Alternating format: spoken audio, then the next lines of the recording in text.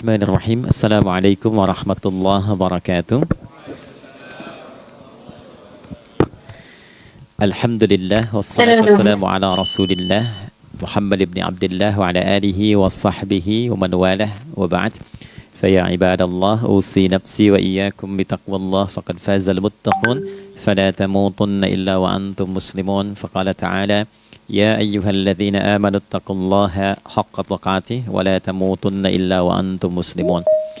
Keluargaku sekalian yang terhimpun di dalam Pertagas, Pertamina Gas, kita mengawali dengan bermohon kepada Allah semoga siapapun yang berada di ruangan ini atau terhubung dalam kajian ini, semoga senantiasa dijaga, diberkahi dan dilindungi dalam kebaikan oleh Allah Subhanahu wa taala.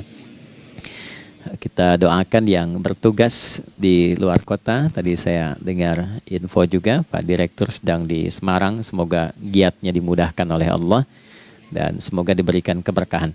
Ada satu bagian yang penting amanat Nabi di hadis Muslim pada satu sifat kepemimpinan. Bahwa di antara sifat pemimpin dan yang dipimpin itu harus selalu membangun kekompakan dengan nilai cinta dan doa. Ini yang sering dilupakan. Nabi pernah menyampaikan dan penyampaian ini, hadis ini didokumentasikan oleh Imam Muslim dalam satu kalimat yang singkat, padat tapi mengikat. Khiyaru a'immatikum man tuhibbunahu wa yuhibbunakum. Pemimpin yang baik itu adalah pemimpin yang kalian mencintainya dan ia pun mencintai kalian. Nah, membangun cinta itu salah satu jembatannya dengan doa.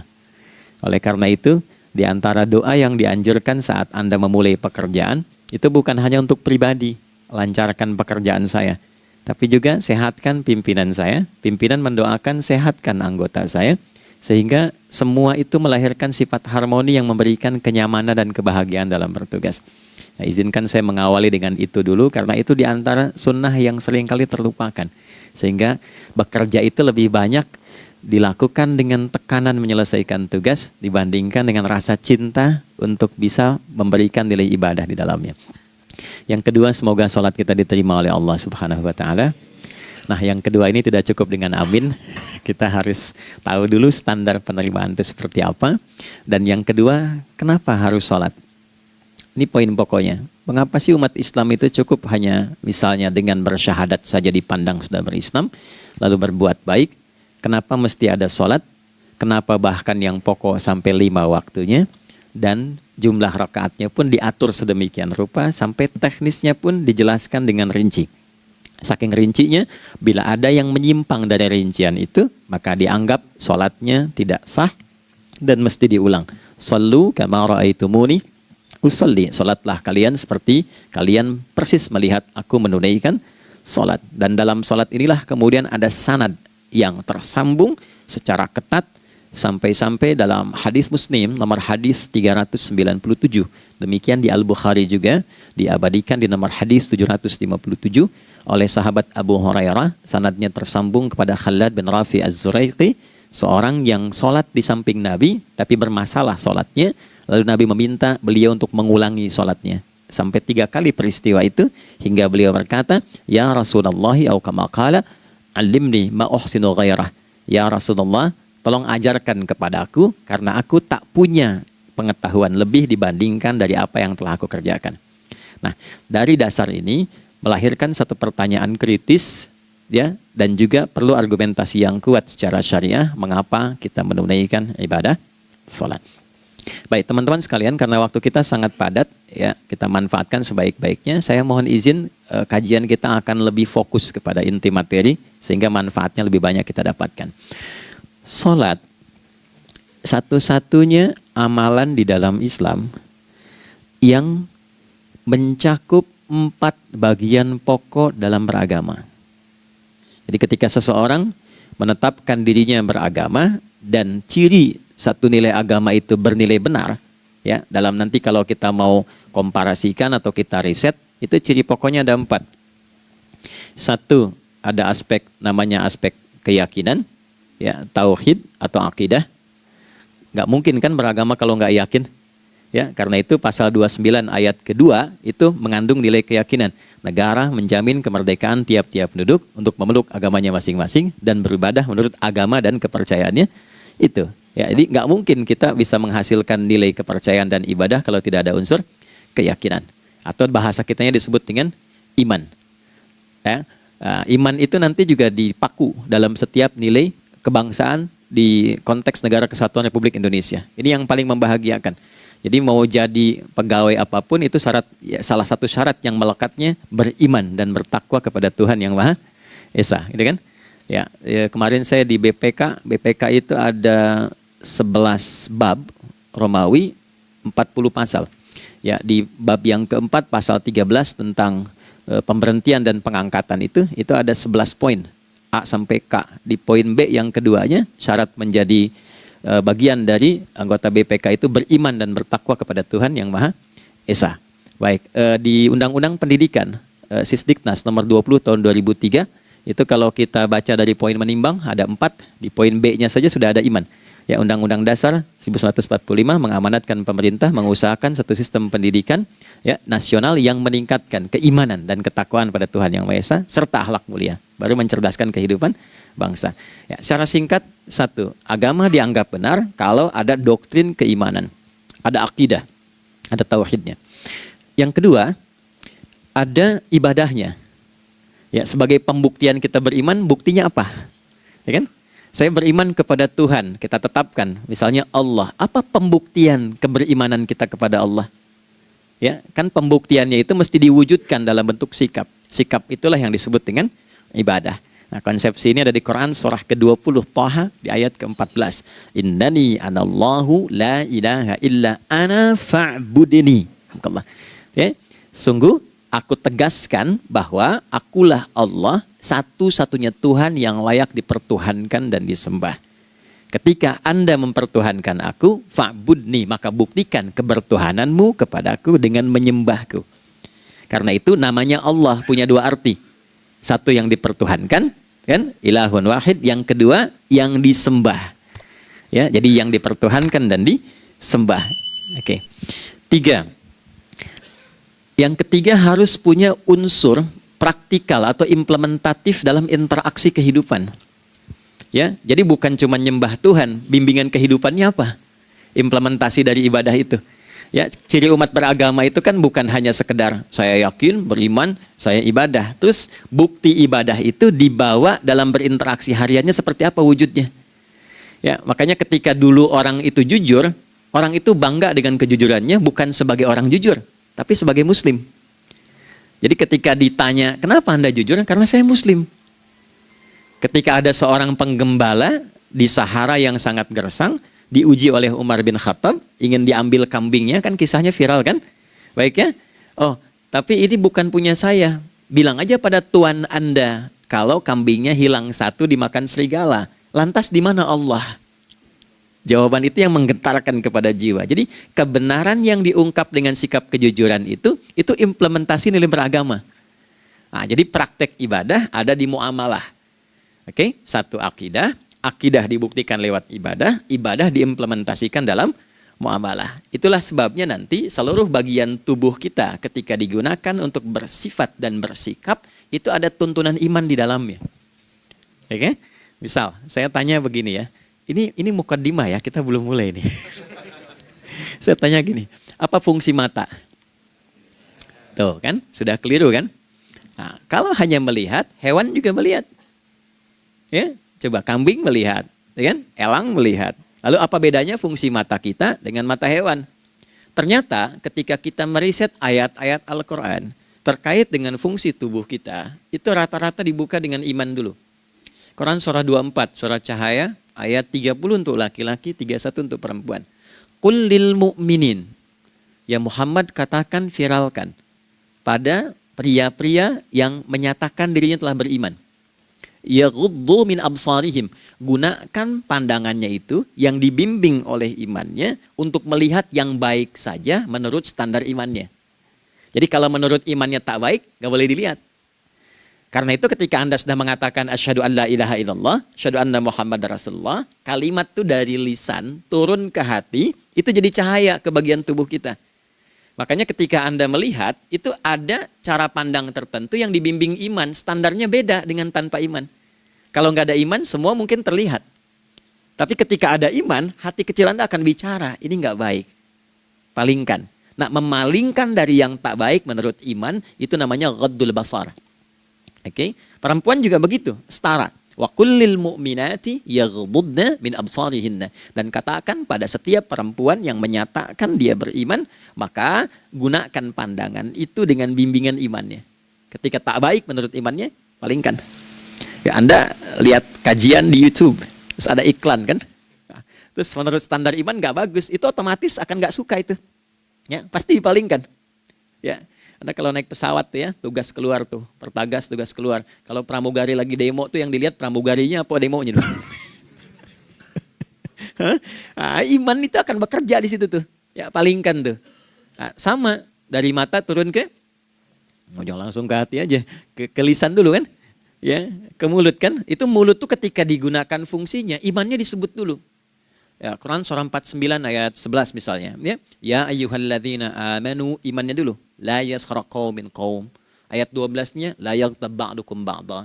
Hai orang-orang yang telah menyatakan beriman. Kalau pakai alladzina disebutkan 1080 kali dalam Al-Qur'an, itu kalimatnya diksinya singkat, padat, mencakup semua tanpa sekat. Oke, jadi kalau laki-laki, perempuan, tua, muda, besar, kecil, beda strata, duniawi, itu semua tercakup di dalamnya. Hei semua yang telah menyatakan beriman, gunakan imanmu untuk membimbing lisanmu bertutur. Kalau masih merasa punya iman, jangan gunakan lisan untuk mencela, merendahkan orang. Untuk bergibah, membuat hoax. Didetilkan oleh Nabi, kalimatnya jelas. Man kana yu'minu billahi wal yaumil akhir, falyakul khaira aw liyasmut. Siapapun. Nah, dari alladzina ketika dirinci pakai man. Ya, man itu bentuk tunggal, ya, personal, tapi maknanya general. Jadi kalau Anda, saya, kita baca ayat atau hadis ada man, posisikan Nabi sedang bicara ke kita. Ya, hei Adi Hidayat, posisikan Nabi bilang gitu tuh. Kalau engkau merasa beriman sama Allah dan yakin dihisab di hari kiamat, jaga lisanmu. Katakan yang baik dengan bimbingan imanmu, tak mampu engkau diam. Jadi cukuplah suami istri itu menggunakan satu hadis ini, pasti sakinah itu muncul dalam kehidupan rumah tangganya. Ya, itulah sebabnya kenapa sakinah didahulukan dibanding mawaddah. Hati-hati ya, Mbak, walaupun namanya sakinah nggak ada ini nggak akan datang tuh ketenangan tuh. Ya, ada yang tahu nggak rahasianya? Kenapa sakinah duluan dibanding mawaddah? Ya, 5 juta. Ya, waktu habis karena padat sekali. Maddah jamaknya mawaddah, rasa kasih yang tumbuh dari pemberian materi. Jadi kalau rumah tangga itu ingin cenderung pada kebahagiaan, boleh berbagi dengan materi. Ya, istri cemberut, Anda datang dengan senyuman, sayang, kenapa? Ya, ini emas 2 kilo, nah itu pasti sehat lagi tuh. Ya, itu mawaddah. Tapi maaf, walaupun Anda mapan bekerja, harta cukup melimpah, ruah, tapi tidak ada ketenangan di rumah tangga, tidak ada sakinah, maka hampa kehidupan rumah tangga itu. Itulah sebabnya kenapa di Quran sakinah lebih dulu dibandingkan dengan mawaddah. Saya tanya ibu deh, ibu pilih mana? Kaya tapi gelisah atau miskin tapi tenang? Oke. Saya paham itu. Saya paham. Suami juga sepakat semuanya. Artinya apa? Kita nggak bisa menghilangkan unsur ketenangan. Oke, itu hanya pembuktian argumentatif ya, supaya kajiannya lebih kepada argumen. Jadi ada akidah terkorelasi dengan ibadah, implementasinya di aspek muamalah. Nah, nanti cara bermuamalahnya diatur lewat akhlak namanya. Bagaimana bermuamalah yang baik? Kan Anda, maaf ya, berekspresi kepada pimpinan dengan kawan kan berbeda. Oke, kepada orang tua dengan anak kan lain. Nah, yang mengatur interaksi kita sehingga terjalin harmoni yang baik, itulah yang disebut dengan akhlak. Nah, 4 poin inilah yang menjadi inti dakwah Nabi SAW ketika diutus oleh Allah Subhanahu wa Ta'ala. Memastikan 4 ini bisa optimal kita lakukan dalam kehidupan. Bonusnya yang kelima, selalu meningkatkan inovasi sehingga selalu mendapatkan hal baru dalam kehidupan. 5 ini digabungkan di Quran surah kedua Al-Baqarah di ayat 151. Kama arsalna fikum rasulam minkum yatslu alaikum ayatina. 1. Oke, wa yuzakkikum 2, akhlak, wa yu'allimukumul kitaba 3, wal hikmah 4, 5, wa yu'allimukum ma lam takunu ta'lamun. Kelima-limanya ini digambarkanlah dalam bentuk ibadah yang melatih kita sebagai pondasi awal menuju dan memantapkan 5 hal ini, yaitu sholat.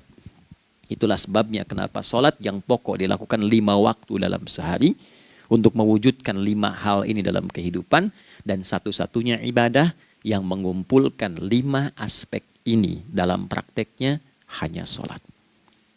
Hanya sholat.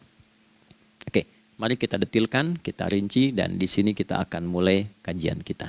Yang tadi mukadimah ya. Baik, kita punya 30 menit. Wah, padat sekali. Bismillahirrahmanirrahim. 1.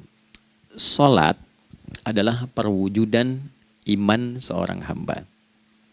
Karena itulah kalimat sholat pertama kali disebutkan dalam Al-Quran, itu letaknya setelah kalimat iman. Al-Baqarah ayat 3, Alladzina yu'minuna bil ghaibi wa yuqimunas sholat.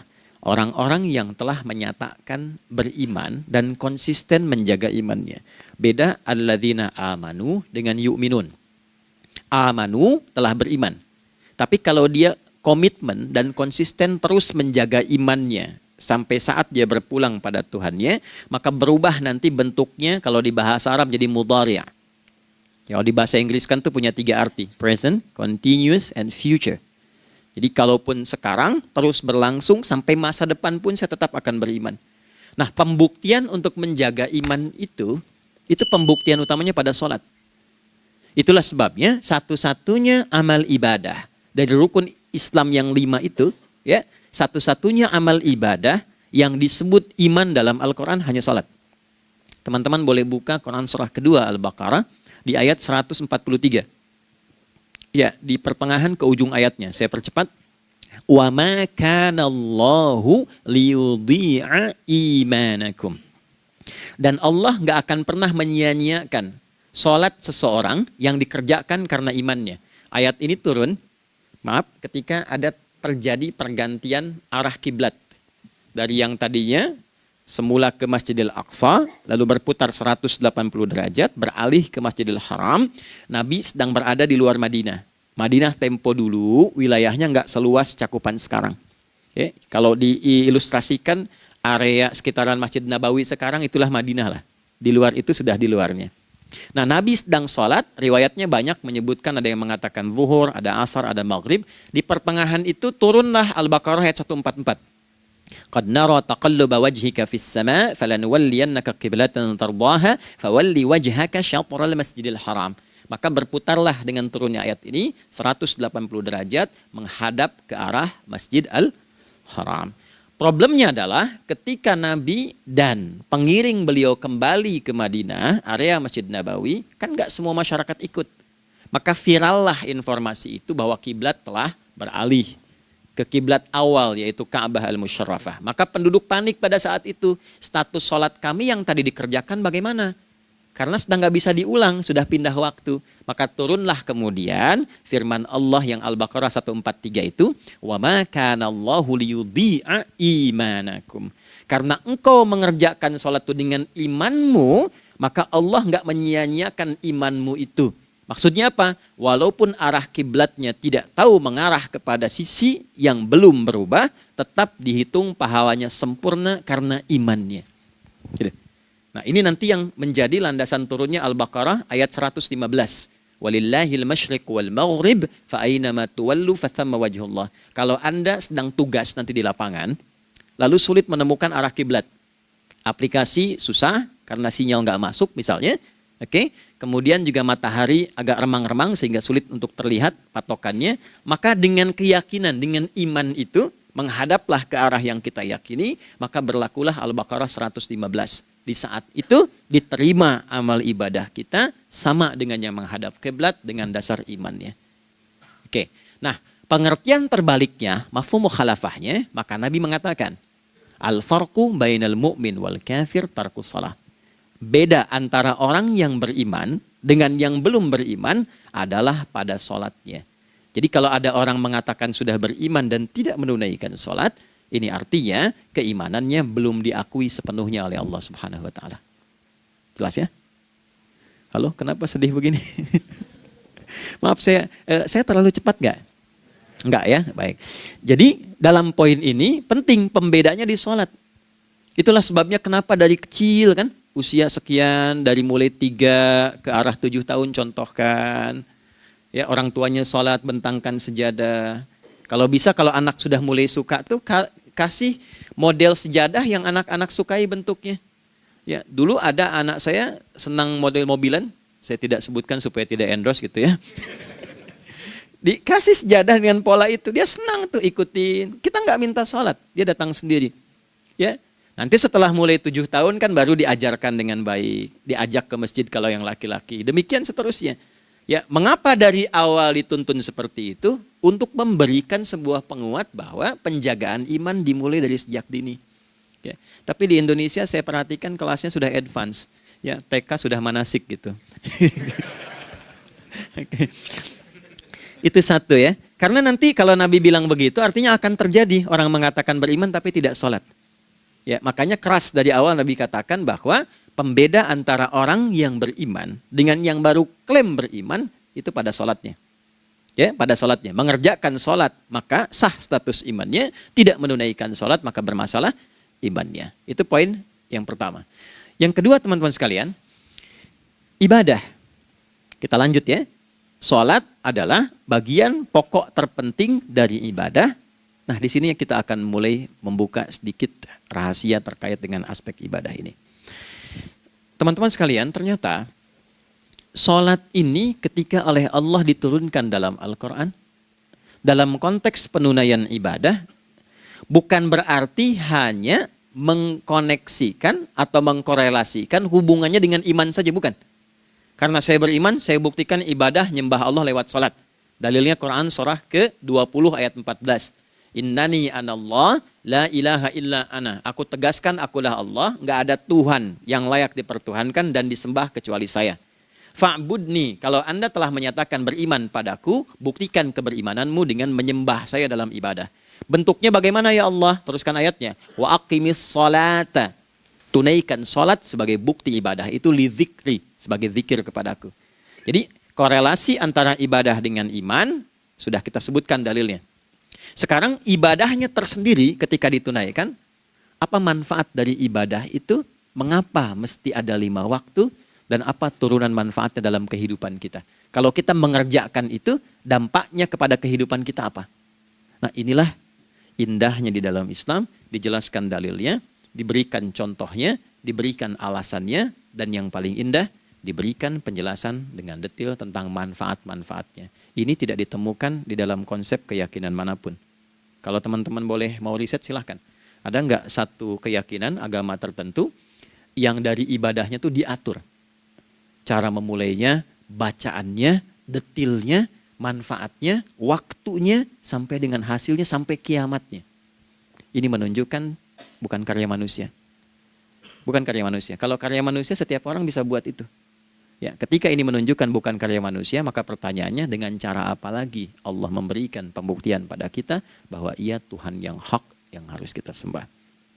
Nah, kalau sudah paham, mari kita rincikan turunan tentang sholat ini. Kita mulai satu-satu teman-teman sekalian dari waktu sholat. Seperti kita ketahui waktu sholat ada 5. Tapi yang sering kita dapati dari yang 5 ini tidak semua orang mengetahui tentang makna dari nama dan pembagian di waktu ini. Yuk kita mulai rincikan. Sholat yang pertama namanya apa? Gak usah khawatir, menang gak dapat hadiah kalau benar. Salah juga keterlaluan. Oke, 1 subuh. Dia satu-satunya nama sholat yang punya 2 nama ya. Subuh dan fajar. Oke, Pak Fajar, Pak waktu sholat. 2, zuhur. 3, asar. 4, maghrib. 5, isya. Oke, rumus hitungannya 24, 4, 3, 4. Ya. Rumus bilangannya 24, 4, 3, 4. Kalau mau tanya nomor koneksi dengan Allah, 24, 4, 3, 4, 2 subuh, 4 zuhur, 4 asar, 3 maghrib, 4 isya. Oke, pertanyaannya, apa artinya nama itu? Selama ini jangan-jangan kita hanya tahu namanya, tapi tidak memahami maknanya. Itu poinnya. Oke, sekarang mari kita mulai. Izin saya tidak punya kemampuan untuk menuliskan, ya, karena memang saat ini terbatas, tapi kalau diperkenankan bisa kita coba uraikan sedikit. Baik.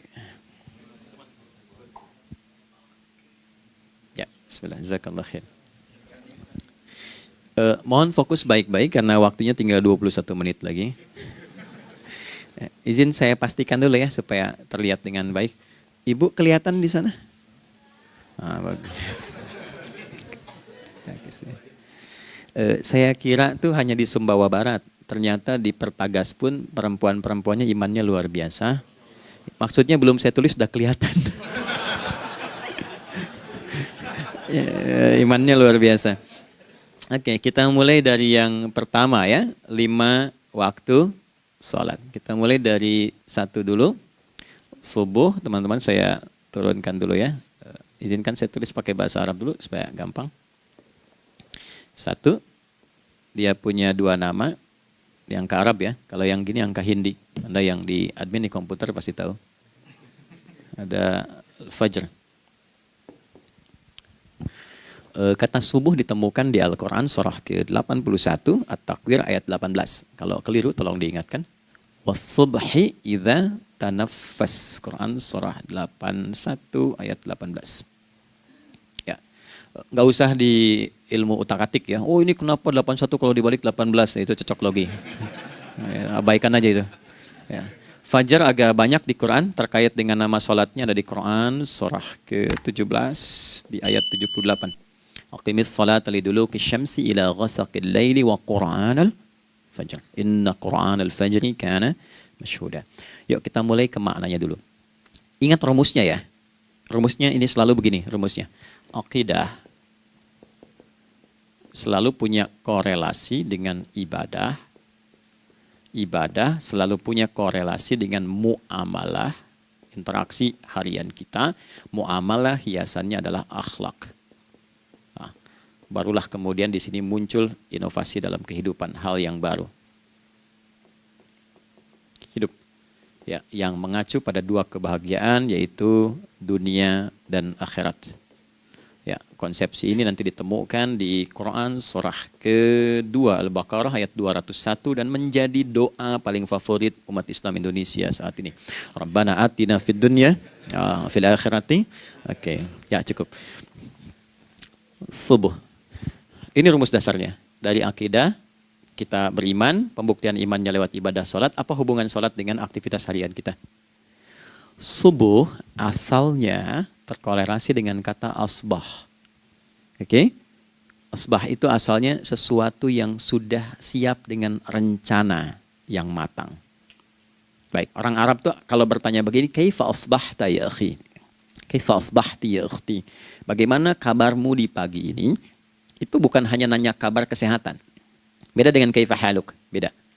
Ya, itu bertanya bagaimana kabarmu hari ini, aktivitasmu bagaimana? Lancar, sudah siap, planning bagus dan sebagainya. Ya, itulah sebabnya ketika Allah bersumpah dengan awal waktu, penandanya adalah planning kegiatan.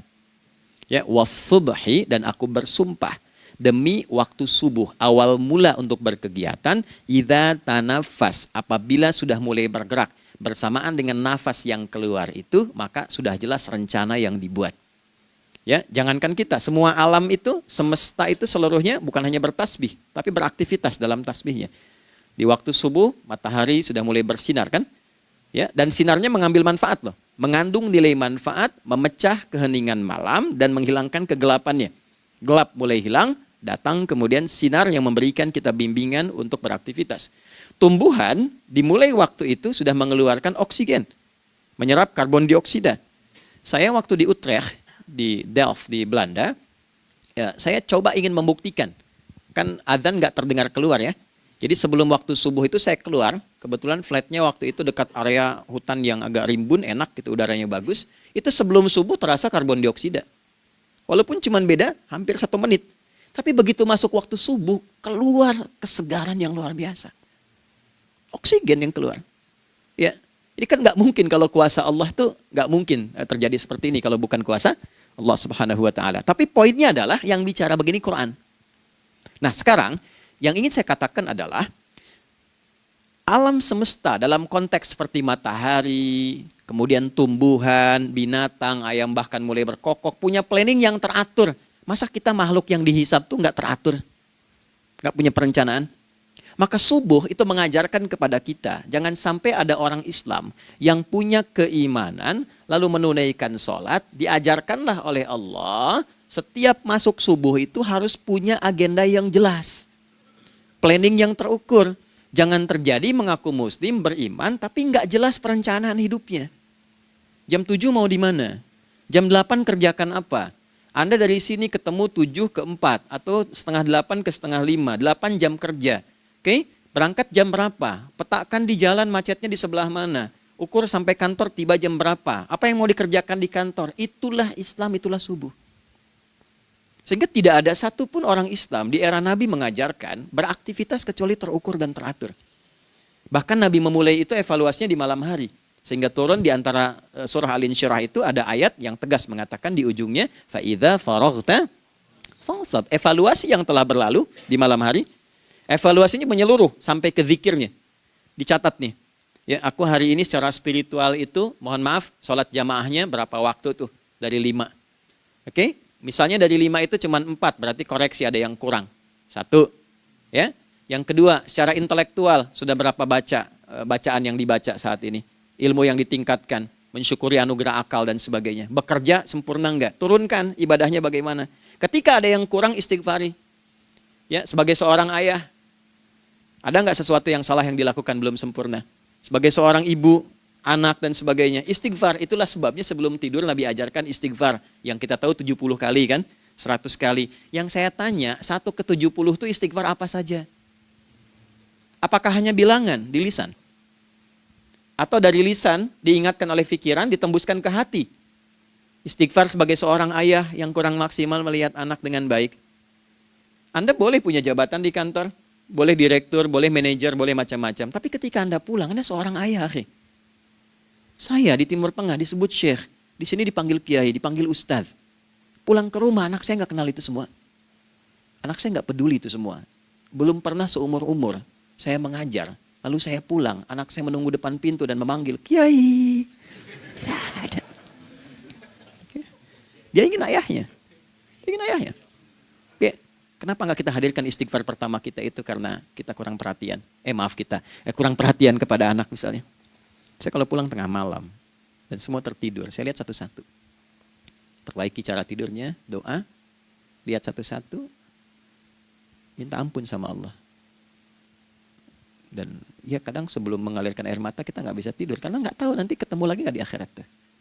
Ya, itu poin yang paling penting. Nah, jadi istighfar pertama tuh untuk diri kita ketaatan pada Allah, untuk diri kita sebagai anak pada orang tua, sebagai suami punya tanggung jawab istri atau sebaliknya, demikian seterusnya.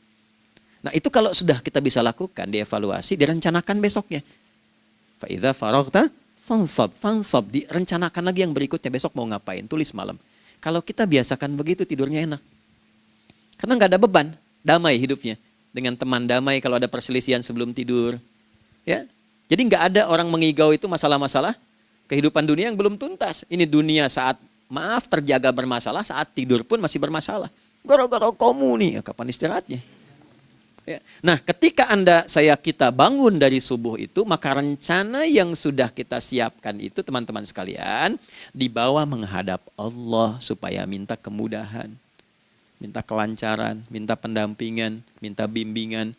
Itulah sebabnya kita dipanggil sholat di awal waktu, supaya rencana yang sudah kita siapkan itu minta taufiknya, persetujuan dan perlindungan dari Allah. Inilah yang menjadikan rahasia umumnya para sahabat memulai berkegiatan sejak dari masjid. Teman-teman boleh riset deh hadis-hadis tentang sholatnya sahabat dan kaitannya dengan syuruk dan pekerjaan. Rata-rata memulai dari masjid. Mereka tungguin, evaluasi, begitu siap, syuruk, minta sama Allah, berangkat. Saya mau kasih satu rahasia ya. Boleh jadi ijazah tapi ini diantara kita aja ya. Anda boleh lakukan, berangkat ke masjid itu dengan baik. Terus minta misalnya, ya Allah, Kau perintahkan aku untuk berikhtiar, sekarang aku lakukan. Kau perintahkan aku untuk merencanakan, sekarang aku ikhtiarkan. Mohon lindungi, mudahkan, dan berikan bimbingan terbaik untuk mendapatkan hal yang wajar, halal, baik, dan kau ridhai. Anda berangkat. Pulang, Sebelum nyampe rumah, mampir dulu ke masjid. Masjid terdekat dari rumah aja. Sholat 2 rakaat, situ. Ya, sholatnya bisa sholat wudhu, tahiyatul masjid, dan sebagainya. Setelah itu pulang. Doa dulu habis sholat. Ya Allah, aku telah berikhtiar seperti apa yang telah Engkau perintahkan. Sekarang aku memohon rizki darimu seperti apa yang telah Engkau janjikan. Kalau dengan semua ikhtiar ini belum cukup menurunkan rizki darimu, maka mohon tunjukkan padaku saat ini dengan cara apa lagi aku mesti berikhtiar. Oke? Silahkan Anda pulang dengan suasana itu ke rumah. Dan lihat apa yang terjadi. Rasakan bedanya, bedakan rasanya, dan pasti terasa bedanya. Gak ada kesan yang lain pada jiwa. Jadi yang dibawa ke rumah itu bukan aura kantor. Bukan aura jalan yang macet. Tapi ada ketenangan, kenyamanan, dan kenikmatan. Kalau teman-teman mau pakai sunnah sahabat ini dalam dunia pekerjaan, dan Anda lakukan coba sehari ini saja, rasanya pasti beda. Ya, ini bagian pertama. Nah, ketika kita ingin datang menghadap Allah, dan mulai membawa rencana kita, kan perlu isyaratnya kan, kapan dimulai? Gak bisa tiba-tiba saya bangun jam 3 langsung sholat subuh, kan tidak begitu. Ya kan? Mesti ada satu sinyal dulu, yang dari sinyal itu ada feedback pada diri kita untuk merespon, gitu kan? Nah, pancaran respon atas sesuatu yang memancar akibat satu hal yang terjadi, kalau di gaya itu kan kalau ada gaya gerak, gaya dorong kan? Ya, kalau nggak salah F1 sama dengan F2 kan? Nah, gaya gerak sama dengan gaya dorong. Geraknya dikit, bunyinya kecil kan? Kencang bunyinya, kencang. Terus ada F berbanding lurus dengan P, hukum Pascalnya. Gaya berbanding lurus dengan tekanan, kan? Semakin banyak gaya, semakin tertekan. Nah, respon yang muncul ketika ada satu misalnya gaya, tapi responnya sifatnya materi sifatnya. Ya, misal kalau Anda mau mengebor air, kan? Kemudian keluar terpancar tuh dari bawah itu keluar misalnya air. Nah, itu namanya infajar. Infajar. Dalilnya Quran surah kedua ayat 60. Wa idzistasqa Musa liqaumihi faqulna idrib bi'asakal hajar fanfajarat min husnata asyrata aina. Nabi Musa kata Allah itu kaummu 12 suku minta mata air. Dan nggak tanggung, setiap sukunya minta satu, katanya supaya nggak rebutan. Maka Allah firmankan, pukulkan tongkatmu yang kayu. Lihat diksinya detil sekali. Pukulkan tongkatmu yang kayu ke batu itu, maka batu itu akan terbelah dan mengeluarkan pancaran 12 mata air. Ya, tongkat kayu dipukulkan ke batu, batunya yang hancur. Karena Musa seorang nabi, gitu kan? Anda punya tongkat emas, pukulkan ke batu, maka keluar 12 air mata. Gitu ya. Nah ini, infajar. Kalau respon yang keluar itu respon buruk. Misal dalam nafsu, kan suka ada trigger ya yang memancing respon, terus nafsu keluar kan? Ya, apa saja itu? Lihat gambar yang nggak bagus, nafsu keluar, itu kan? Lihat sendal bagus, nafsu keluar, macam-macam ya. Nah itu fujur namanya, fujur. Hurufnya masih sama, cuma bentuknya berbeda. Fa, jimnya masih ada waw, ada ra-nya, fujur. Quran surah 91 di ayat 7-10. Wa nafsi wa ma sawwaha fa alhamaha fujuraha wa taqwaha. Fujur tembus ke nafas, nafas memerintahkan yang buruk disebut su. Nafas ketemu su jadi nafsu. Makanya nama lain fujur itu nafsu. Dalilnya Quran surah 12 ayat 53. Wa ma ubarri'u nafsi innan nafsa la'ammaratun bisu. Ya, la'ammaratun bisu'i illa ma rahima rabbi. Oke, nafas ketemu su. Teruskan. Tapi kalau pancarannya pada sifat yang baik. Oke? Membelah sesuatu yang gelap menjadi baik, terbuka, memancarkan respon panggilan yang baik, maka berubah katanya menjadi fajar. Oke? Matahari diperintahkan oleh Allah, diperintahkan membelah kegelapan malam. Keluarlah sinar pertamanya, disebutlah fajar. Kenapa? Karena ada respon kebaikan keluar darinya.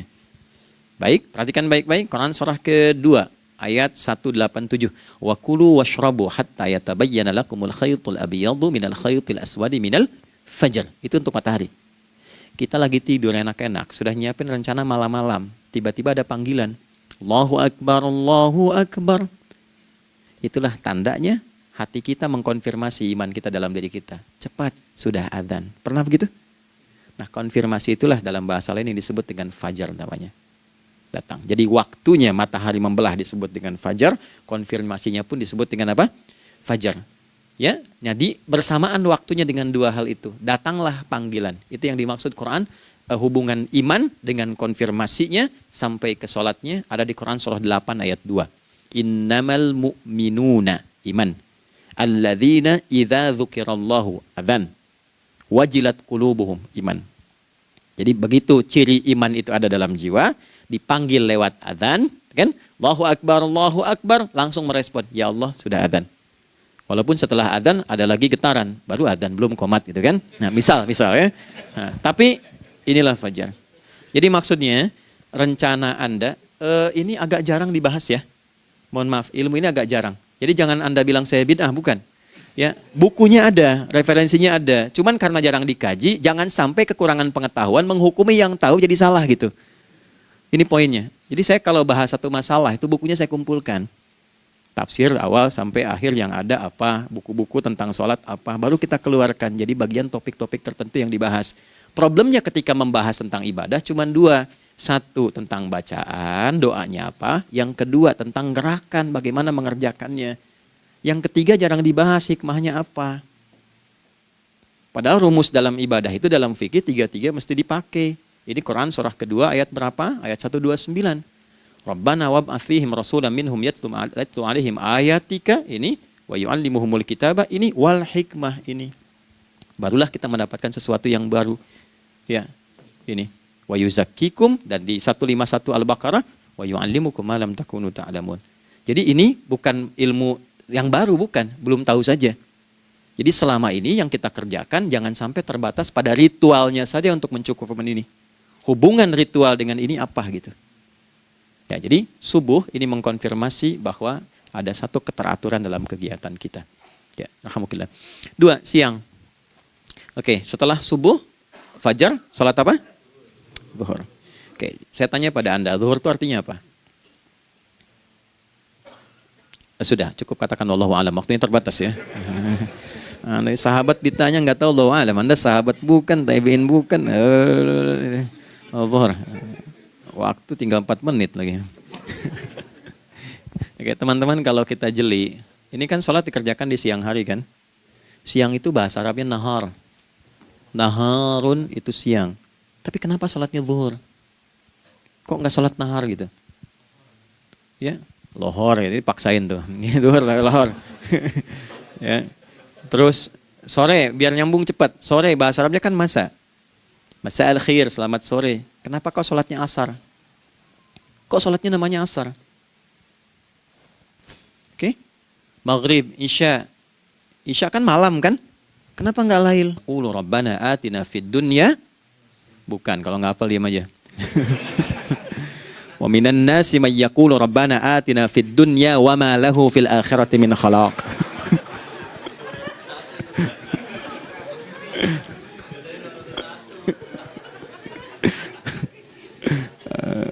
Paham kan? Allahumma taqabbal minna innaka antas sami'ul alim wa tub 'alaina innaka antat tawwabur rahim. Nahmaduka kama 'allamtana an nahmadak wa nashkuruka syukran kama 'allamtana an nashkurak. Antal muqaddim wa antal muakhir bi yadikal khair innaka 'ala kulli syai'in qadir. Ya Allah, kami memujimu seperti Engkau mengajarkan kami untuk memuji dan bersyukur atas segala nikmat-Mu seperti Engkau bimbing kami untuk mensyukuri segala nikmat-Mu. Allahumma salli wa sallim wa barik ala habibikal karim rasulikal mustafa al-amin sayyidina Muhammadin wa ala alihi wa sahbihi ajma'in. Ya Allah, anugerahkan kami kemampuan untuk terus bersalawat pada Rasulullah, sehingga dengan itu kami mendapatkan kemampuan yang baik untuk meneladani kemuliaan beliau dalam beraktivitas kehidupan. Rabbana la tada' lana fi maqamina hadza dzamban illa ghafartah. Ya Allah, jika ada pendosa hadir di ruangan ini atau terhubung dalam kajian ini, maka jangan biarkan ya Allah ia meninggalkan tempat ini dan kajian ini kecuali Engkau telah ampuni seluruh dosa-dosanya. Wala hamman illa farajtah. Ya Allah, jika ada satu di antara kami yang menghadiri kajian ini membawa kegelisahan, maka mohon tenangkan keadaan hatinya. Wala asiran illa yassartah. Jika ada yang sedang diliputi oleh kesulitan, maka mudahkan, ringankan dan hilangkan seluruh kesulitannya.